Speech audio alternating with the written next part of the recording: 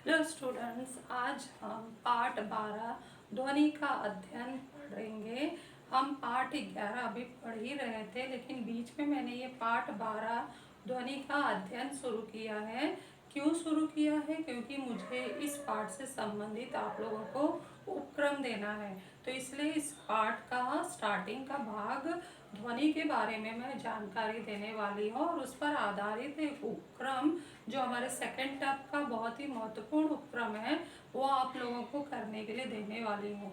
इसलिए पाठ 12 का स्टार्टिंग का हिस्सा समझाना जरूरी था। पाठ 11 में भी मैं उपक्रम दे सकती थी, लेकिन जो उपक्रम दिया है कैलेडोस्कोप का वो हमारे इस 9th कक्षा में कोरोना महामारी की वजह से कैलेडोस्कोप का टॉपिक कैंसिल किया गया है, इसलिए वह उपक्रम हम दे नहीं सकते। तो इसलिए उपक्रम देने के लिए पाठ 12 चुना गया है। तो इसलिए पाठ 12 का जो स्टार्टिंग का भाग है वह मुझे समझाना जरूरी है। वो ऐसे तो नया नहीं है, आप लोगों को अपने 8वीं कक्षा में उसके बारे में बहुत कुछ पढ़ा है और वह सब जानते हो।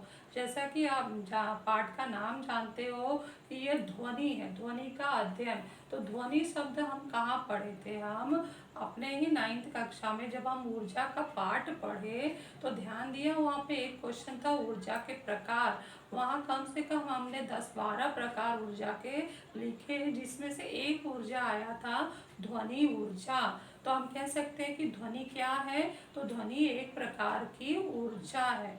तो इस पाठ में हम ध्वनि का परिभाषा देखेंगे, ध्वनि कैसे निर्मित होता है देखेंगे, और ध्वनि का संचरण कैसे होता है। ध्वनि का एग्जाम्पल पूछा जाए आप लोगों को, अब तो समझ में आ गया कि ध्वनि क्या है। ध्वनि एक प्रकार की ऊर्जा है जो हम पाठ 2 में पढ़ चुके हैं, कार्य और ऊर्जा वाले भाग में।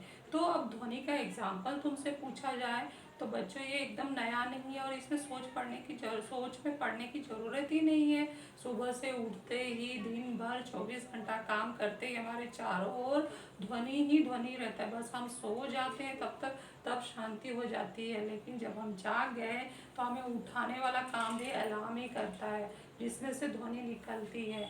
बाकी दिन भर के कामों में, चलने फिरने, लिखने बोलने में, सब जगह हम, और कोई गाड़ियों का आवाज़ है, प्राणियों का आवाज़ है, कोई भी बाहर हम निकले चारों तरफ जो आवाज़ है वो ध्वनि ऊर्जा से ही भरा हुआ है।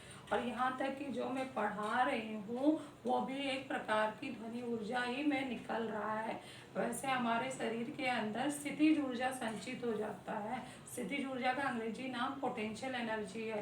पोटेंशियल एनर्जी हमारे अंदर संचित है, वो उसको उस ऊर्जा का उपयोग करके मैं कार्य कर रही हूँ। कौन सा कार्य कर रही हूँ? बोलने वाला कार्य कर रही हूँ। बोलना भी एक कार्य होता है और उसमें सबसे ज़्यादा ऊर्जा खर्च होती है। अतः ऐसे तो लगता है कि शिक्षक से पढ़ा रहे हैं, बोल रहे हैं, लेकिन बोलने में वो आज किसान के बराबर अपनी ऊर्जा खर्च कर देते हैं। तो ये कौन सी ऊर्जा है? स्थितिज ऊर्जा का रूपांतरण हम बोलने जाए तो किस में हो रहा है? ध्वनि ऊर्जा में, जो आप तक पहुंच रही है। तो ये सब एग्जाम्पल ध्वनि के हैं। तो चलो हम स्टार्टिंग में देखते हैं कि ध्वनि का परिभाषा क्या है। तो ध्वनि किसे कहते हैं? एक ऐसी ऊर्जा जो हमारे कानों की सुनने की संवेदना से हमें सुनाई दे, उसे ध्वनि कहते हैं। ध्वनि क्या है, किसे कहते हैं? ध्वनि एक ऊर्जा है जो हमारे कानों की, अगर ये कान पोर्शन ना हो तो हमें सुनाई नहीं दे, और प्रकृति में जो ऊर्जा ध्वनि है हमें पता भी नहीं चलेगा। तो असली काम तो हमारा कान ही कर रहा है। कान के सुनने की संवेदना से हमें जो सुनाई देता है वही है ध्वनि। फिर उसमें उदाहरण तुम लिख सकते हो कोई भी प्राणी, जैसे शेर ले लिया, शेर का दहाड़ना है, गाड़ियों का हॉर्न है, गिटार का तार का बजना है, ग्लास में जब हम पानी भरते हैं तो उसमें भी आवाज आता है, और तने रबर को छेड़ना है। जैसे एग्जाम्पल यहाँ मुझे देना हो, उदाहरण के तौर पर यहाँ मैंने रबर अपने हाथों में तुम करके देख सकते हो, तान लिया है, तो उसको भी अगर हम ऐसे ऐसे करें तो इसमें से भी आवाज निकल, क्या कर रही हूँ मैं? तने हुए रबर के जो उसको छेड़ रही हूँ, छेड़ने से भी आवाज निकलता है। और एक्सपेरिमेंट कर सकते हो, रबर को तान के अपने बुक में इस तरह से लगा लो एक नोटबुक में रबर को इस तरह से तान के लगा लो और उसको बुक के ऊपर से उठा के रखना है, तो 2 पेन ऐसे धंसा दो, तो इस तरह से हमारा एक ये तार के रूप में बन जाता है। और इसको छेड़ोगे तो आवाज इसमें से निकलता है, तने हुए रबर से भी आवाज निकल रहा है। इसके साथ साथ हम देखें यहाँ पर, तो यहाँ पर एक गिटार में ली हूँ, गिटार समझाने के लिए कि इसमें क्या लगा हुआ है। तो ध्यान से देखें तो यहाँ पर ये तार जुड़ी हुई है, जब तक मैं छू नहीं रही हूँ वहाँ कोई भी ध्वनि नहीं बज रहा है, लेकिन जैसे ही मैंने इसको तारों को छेड़ दिया,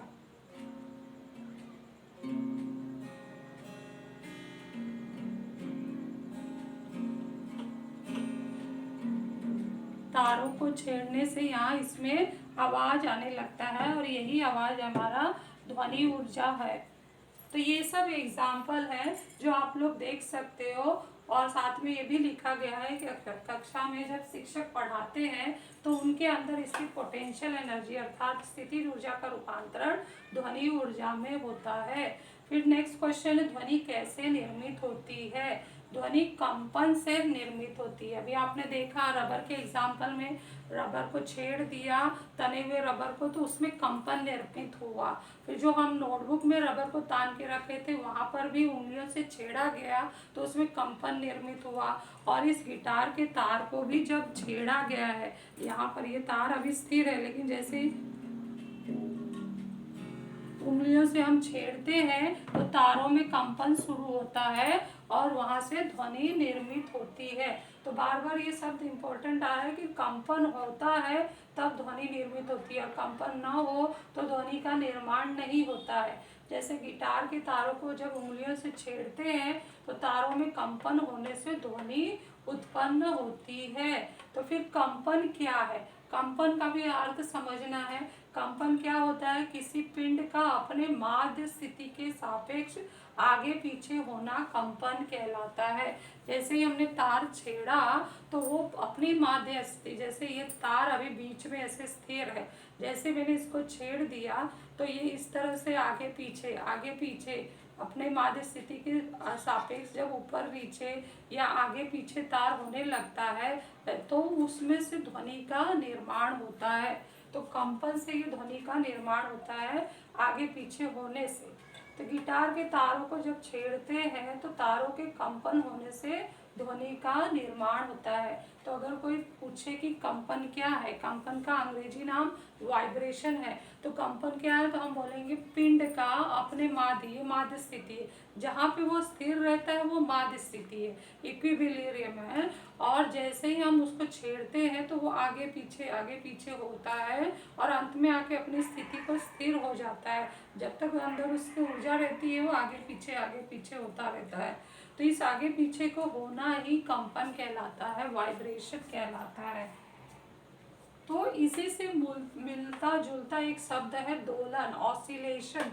तो ऑसिलेशन अगर हम पूछे कि दोलन किसे कहते हैं, तो दोलन भी वही परिभाषा आ रहा है कि अपने पिंड अपने माध्य स्थिति के सापेक्ष आगे पीछे होता है, होना भी दोलन कहलाता है। दोलन का एग्जाम्पल देना हो तो झूले पे जब झूलते, जैसे हम झूले पे बैठे हैं या बच्चे झूलते हैं तो झूला इस तरह से झूलता रहता है, इस तरह से झूलता रहता है, तो वो झूले पे झूलना हमारा ऑसिलेशन कहलाता है।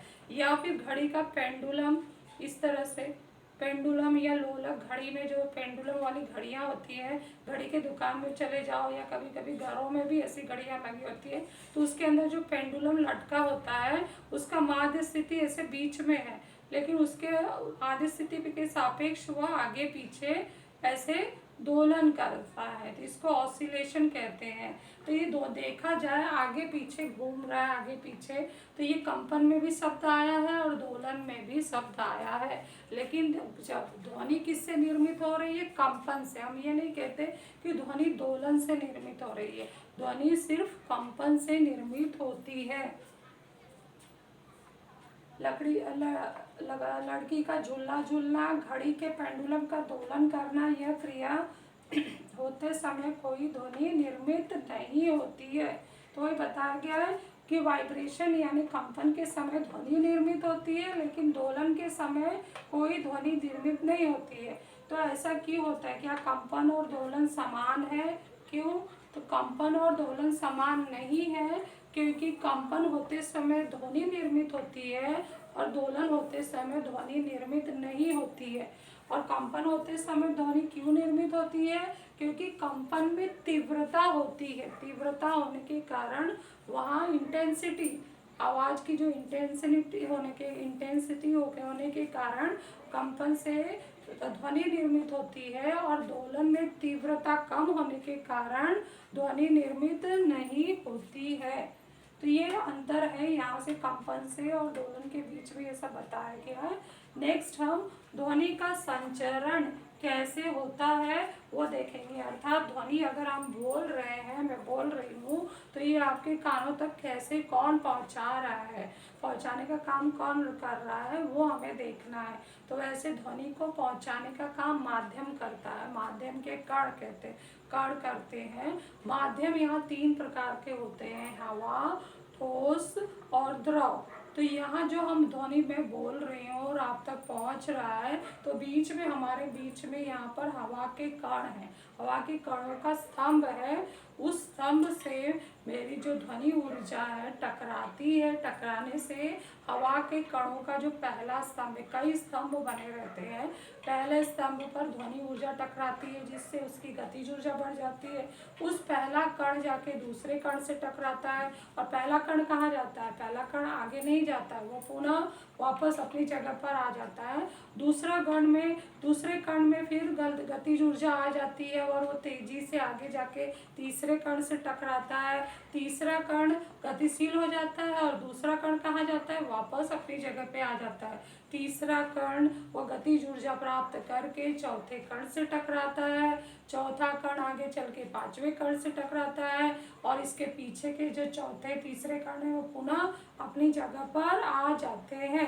तो यह क्रिया तब तक चलती रहती है जब तक मेरे द्वारा भेजी गई ध्वनि ऊर्जा आपके कानों तक पहुंच नहीं जाती है। तो ये पहुंचाने का काम कौन कर रहा है? हवा में जो माध्यम हवा के कण स्थित है, यहाँ माध्यम हमने हवा लिया है, तो उस हवा के कण ने ध्वनि ऊर्जा को स्रोत से, मैं स्रोत हूँ, आपको और आपके कानों तक पहुँचाने का काम किया।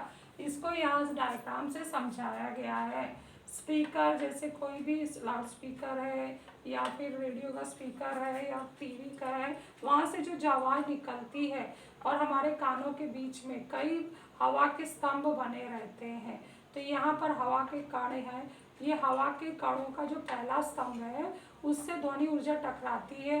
तो इसमें वैसे तो हम जानते हैं कि हवा के कण गतिशील होते हैं, अर्थात उसमें गतिज ऊर्जा थोड़ी सी पाई जाती है, लेकिन जब ध्वनि ऊर्जा टकराती है, उससे आके मिलती है, तो इस पहले स्तंभ को अत्यधिक ऊर्जा, गतिज ऊर्जा हो जाती है, तो वो तेजी से जाके दूसरे से टकराता है। तो दूसरा अपनी जगह से गतिज ऊर्जा तेज हो जाने के कारण हिल जाता है, और पहला उसकी ऊर्जा कम होने के कारण वो वापस अपनी जगह पर आ जाता है। इसके बाद जो दूसरा कण है वो पुनः जाके गतिज ऊर्जा प्राप्त होने से तीसरे से टकराता है, तीसरे कणों के स्तंभ से टकराता है, तीसरा कण का स्तंभ गतिज ऊर्जा प्राप्त होकर आगे बढ़ जाता है, और दूसरा पुनः अपनी जगह पर आ जाता है। तो यह क्रिया निरंतर चलती रहती है जब तक यहाँ की ध्वनि ऊर्जा हमारे कान तक पहुँच नहीं जाती। तो ऐसा नहीं है कि हवा के कण ही वहाँ तक जाते हैं, हवा के कण पुनः अपनी जगह पर आ जाते हैं, बस स्थानांतरित कौन हो रहा है? ध्वनि ऊर्जा, और उसको ले जाने का काम कौन कर रहा है? गतिज ऊर्जा, जो उसके ध्वनि ऊर्जा का रूपांतरण गतिज ऊर्जा में हो रहा है, उसने वो ट्रांसफर किया है, संक्रमित किया है ध्वनि ऊर्जा को स्रोत से कान तक। और यहाँ हम देख रहे हैं कुछ भाग हमारा हवा के कणों का कम भाग दिख रहा है, कुछ भाग में कण अत्यधिक दिख रहे हैं। ये कम भाग है, और काले रंग से जो दिखाया गया है वो अधिक वहाँ कणों के भाग है, यानी यहाँ का माध्यम के कण ज्यादा है। जहाँ ज्यादा है उसको संपीड़न कहते हैं, कंप्रेशन सी से दर्शाया गया है। और जहाँ माध्यम के कण कम है उसको रेरेफेक्शन कहते हैं या विरलन कहते हैं। तो ये माध्यम के कण कम क्यों हुए? क्योंकि जब हवा के स्तंभ के कण जाकर दूसरे स्तंभ के कण से टकराते हैं तो टकराने के बाद वह पुनः ये जो जगह है दूसरा वाला आगे बढ़ जाता है और पहला वाला पीछे हटता है। तो उस समय के बीच में दूसरा के आगे जाने से और पहले वाले के पीछे हटने से इतने बीच की जगह में हवा के कण कम हो जाते हैं और उस कम जगह को हम रेरेफेक्शन या विरलन कहते हैं। विरलन यानी कम, जहाँ माध्यम के कण कम हो। तो ये क्रिया आगे भी वैसे ही चलती है। जब दूसरा तीसरे से टकराता है तो तीसरा आगे बढ़ जाता है, दूसरा पीछे हटता है, तो इतनी ही देर में वो जगह खाली हो जाती है और वहाँ हवा के कण कम दिखाई देते हैं और वो विरलन निर्मित हो जाता है। और जहाँ हवा के कण ज़्यादा आते हैं उसमें ज़्यादा कण होने के कारण वो संपीड़ित हो जाते हैं, वो कंप्रेशन कहलाता है। कंप्रेशन को C से दर्शाते हैं और विरलन को R से दर्शाते हैं। तो इस तरह से हमारा ध्वनि का संचरण या प्रोपोगेशन ऑफ साउंड स्रोत से कान की ओर होता है। अब आगे यहाँ ये सब ब्यौरा वही लिखा गया है, एक बार मैं पढ़ देती हूँ। हवा के कणों में गतिज ऊर्जा होती है। जैसे ही स्रोत से निकलने वाली ध्वनि ऊर्जा पहले हवा के कणों के स्तंभ से टकराती है तो उसकी गतिज ऊर्जा बढ़ जाती है और वह जाकर दूसरे स्तंभ से टकराकर उसकी गतिज ऊर्जा बढ़ाकर पहला स्तंभ पुनः अपनी जगह पर आ जाता है। और अब दूसरा हवा के कणों का स्तंभ तीसरे से, तीसरा चौथे से, चौथा पांचवें से टकराकर अपनी जगह पर आ जाते हैं। इन कणों के मदद से स्पीकर की ध्वनि ऊर्जा हमारे कानों तक पहुंचती है।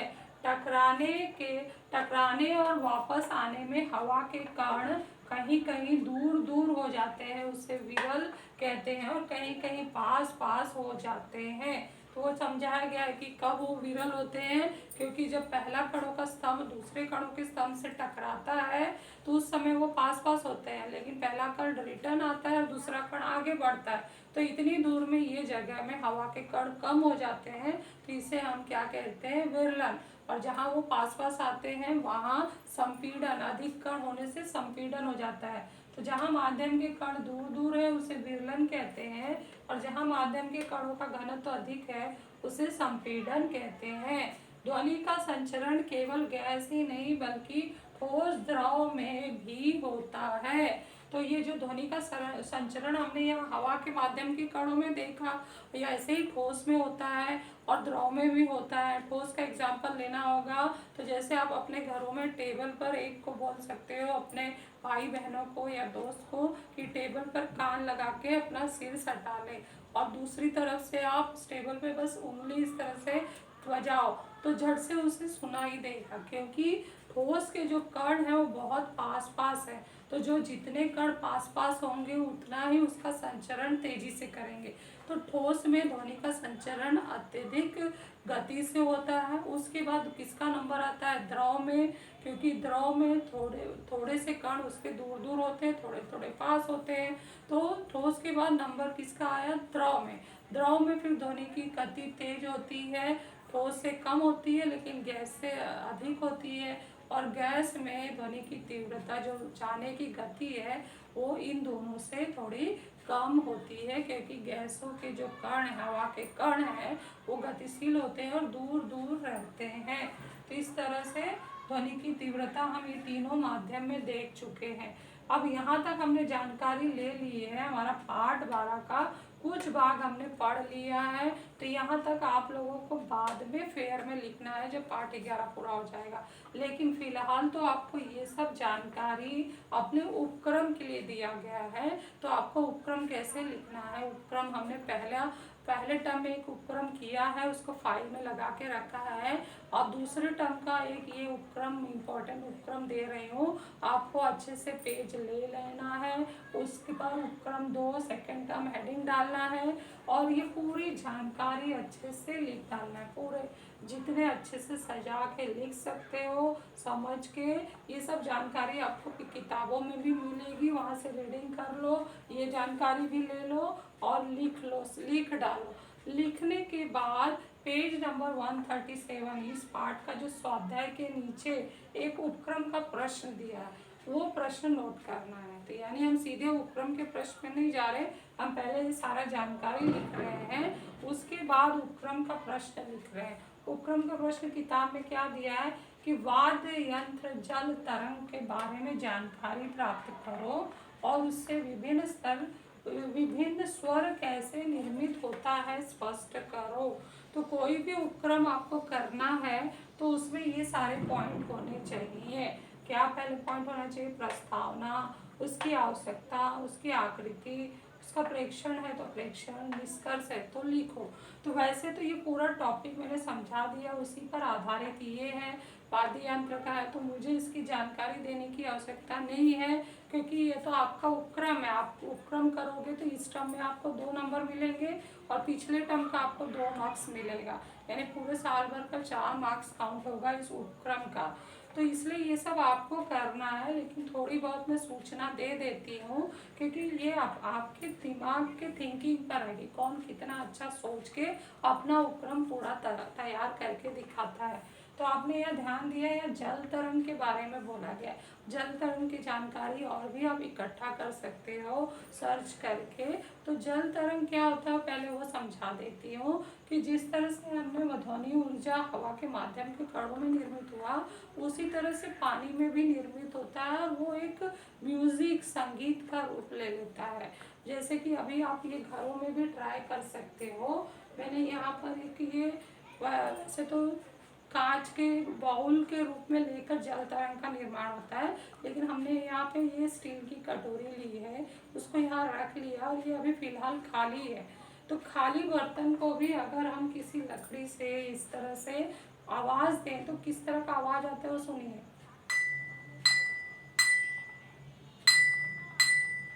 ये बर्तन खाली है, मतलब इसमें हवा है, हवा के साथ यहाँ ठोस है, तो ये आवाज बदलता भी है। ये ऐसे ही आवाज तब नहीं आएगा जब हम इसके अंदर पानी भरेंगे, जल भरेंगे तो तरंगों का निर्माण होगा, तब कैसी ध्वनि आएगी तो वो हम चेक करते हैं। तो अब इसके अंदर मैं आपके सामने पानी भर देती हूँ। पहले थोड़ा सा भरी, फिर उसमें पानी पूरा भरूंगी। पहले कैसे आवाज आ रहा था और अभी कैसे आ गया। इसके बाद इसको मैं और पूरा भर देती हूँ।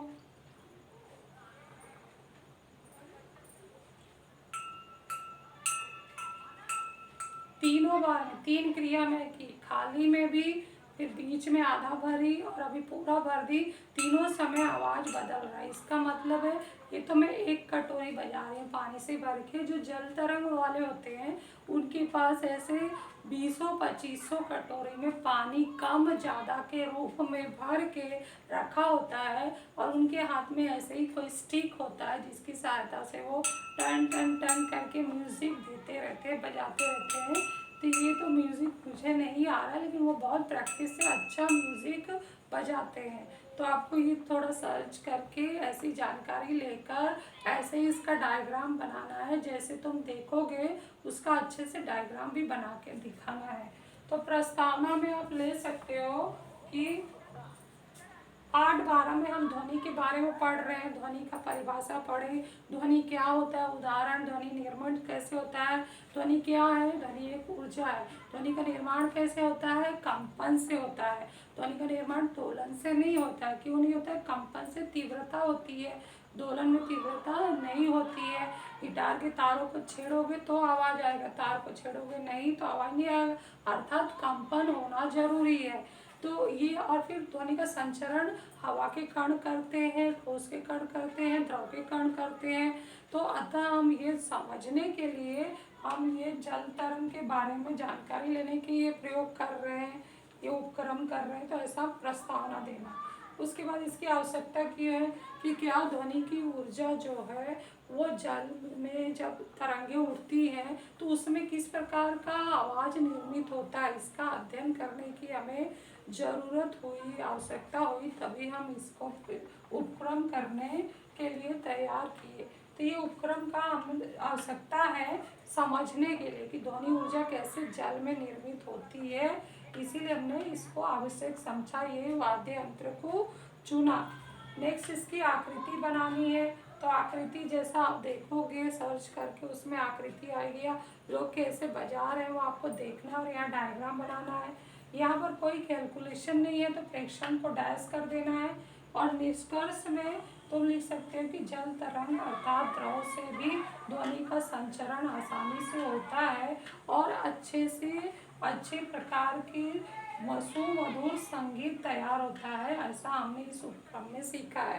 तो यहाँ थोड़ा और 2-3 लाइन इसमें जोड़ सकते हो। तो जो मैं ये जानकारी दी हूँ मैंने अपनी तरफ से थोड़ा ही दिया है, आपको जोड़ के कम से कम ये 2 पेज का उपक्रम बनाना है। ये 1.5 से 2 पेज तो आप ये लिखोगे, 1.5 से 2 पेज ये उपक्रम ये करना है, तो कम से कम 4-5 पेजों का आपका ये उपक्रम सेकंड टर्म का तैयार हो जाना चाहिए। तो बच्चों मैं आशा करती हूँ कि आप लोगों ने ये टॉपिक अच्छे से समझ लिया होगा। सारे उदाहरण भी मैंने देकर समझा दिया है। अपना किताब भी ज़रूर पढ़ना और सर्च करके इस उपक्रम को अच्छे से करना ताकि आप लोगों को 2 मार्क्स मिले। Thank you.